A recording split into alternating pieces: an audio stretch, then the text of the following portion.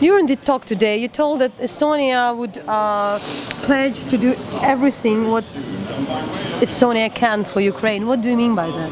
Well, we're a small country. We don't have the financial resources to do everything. I mean, we're out of Afghanistan, and so but we have the facility. Some Ukrainian soldiers have already come to Estonia, and there will be more coming for rehabilitation.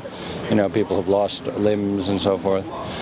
We are already working right now on e-government in a number of cities in.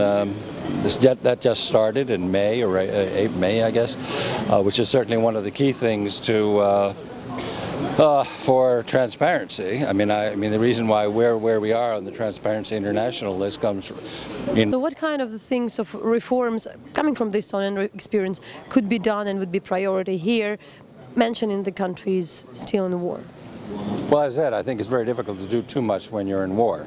I mean, it's a different form of. I mean, it's, you know, this, remember the Talking Heads, you're too young to remember the Talking Heads song, Life in Wartime. But anyway, I mean, transparency is, I think, the priority for when it comes to corruption. Making the country function is also something that we've done using e-governance. President Obama, US President, came to Estonia, met you, and there was a summit in Wales. But what is the maximum support both Estonia, it's different, and also Ukraine can expect from NATO, which is realistic? Well, I mean, they're very different. We're members in the hardest parts. You do more than your share, or you do at least your expected share. Then obviously you get, when things get more difficult, they actually also pay more attention to you.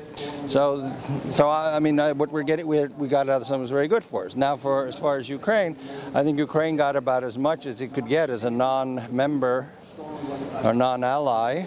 And that's one reason to work toward becoming an ally. And do you anticipate Russian intervention? Where? In Estonia. No. Why do you think that Russians in Estonia would like to have, instead of free movement of labor anywhere in Europe, free movement of labor to Tambov Oblast? I don't think so. And what do you do with the security officer which is detained in Russia? I mean, we're trying to get him released because, after all, he was involved in a criminal investigation of cross-border smuggling and on Estonian territory. I mean, it is an outrageous act to go and kidnap someone. But anyway, that's where. I mean, we are in the process of talking to them. Why do you think Vladimir Putin has decided to do this silly thing now? What is it? Obama visiting? Is it? I have no idea. I mean, it just sort of is flabbergasting. But you're flabbergasted. Yeah. But I mean, do you think this presages something bigger? There's sort of speculation that after Ukraine, the Baltics could be next. That's all crap. It's all crap. If not militarily, then, you know, with more provocations of this kind.